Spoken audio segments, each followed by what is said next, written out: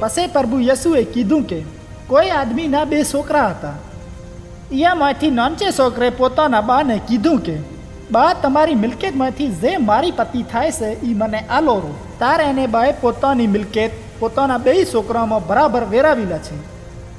પછી કોંક દાડો ચેડ નાનચો જીચરો પોતાની મિલકત લઈને બીજા મુલકમાં જતો રહ્યો અને અહીંયા જઈને પહોંચી બધી મિલકત અયાશીમાં ઉડાડેલા છે. એના બધાય પૈસા ખર્ચ થઈ ગયા. એ જ દાડોમાં એના મુલકમાં આવીને દકાળ પડ્યો અને એ ભૂખે મરવા માંડ્યો. તાર એ એના મુલ્કના એક આદમી કને નોકરી હારું જો અને એણે આદમીએ એને પોતાની બનીમાં હુવર સારવા હારું રાખ્યો. એને કોઈ ખાવા ના હાલતું. એ હારું એનું મન કરતું હતું કે જે ફળિયું હુવર ખાય છે એથી જ પોતાનું પેટ ભરે, પણ એ પણ એને ના મળતી.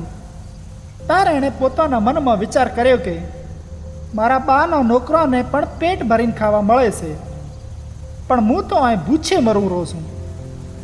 હવે હું ઉઠીને મારા બા કને જાયોશ અને એને કોશ કે બા, હું ઈશ્વરનો અને તમારો દોહારી છું.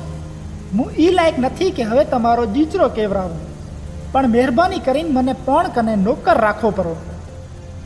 ઉઈ વિચાર કરીને પોતાના બા કને જવા માંડ્યો.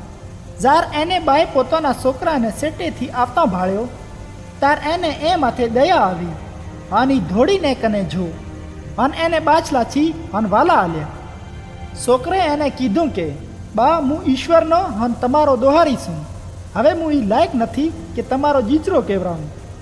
બાએ પોતાનો નોકરોને કીધું કે જલ્દી હધરામાં હધરા લુગડો કાઢીને એને પહેરાવો અને એના હાથમાં વેંટી અને પગામાં જોડા પહેરાવો. પછી જો અને એક મત્તારું જનાવર લાવીને હલાલો અને હધરો તોમ તૈયાર કરો, ચમકે આપે ખાઈ પીને ખુશી મનાવો. ચમકે મારો આ જીચરો મરી જોતો હવે જીવતો છો છે, ખોરાઈ જોતો હવે મળ્યો છે. પછી એ ખુશી કરવા માંડ્યો. પણ એ ટાણે એનો મોટો જીચરો બની અમે ઝલતો. જારી ઘર ઢુકડો પોત્યો તાર ગાયા વજાડ્યાનો અવાજ સાંભળ્યો.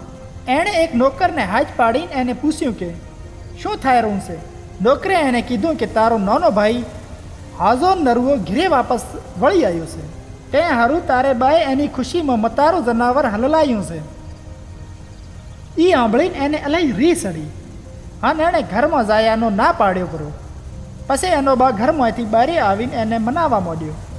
એણે પોતાના બાને કીધું કે જો હું એટલા સાલોથી તમારી સેવા કરું રહું છું અને મેં હંમેશા તમારો હર હુકમ માન્યો છે, પણ તમે મને કદી પણ બકરીનું એક છેલડું ના આલ્યું કે હું મારા દોસ્તના ભેળો મળીને ખુશી કરું.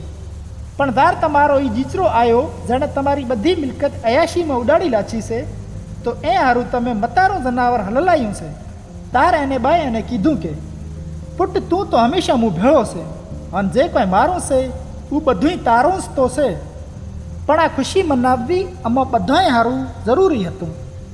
જેમ કે તારો એ ભાઈ જે મરી જોતો હવે જીવતો છોપરો છે અને ખોવરાઈ જોતો હવે જડ્યો રહો છે.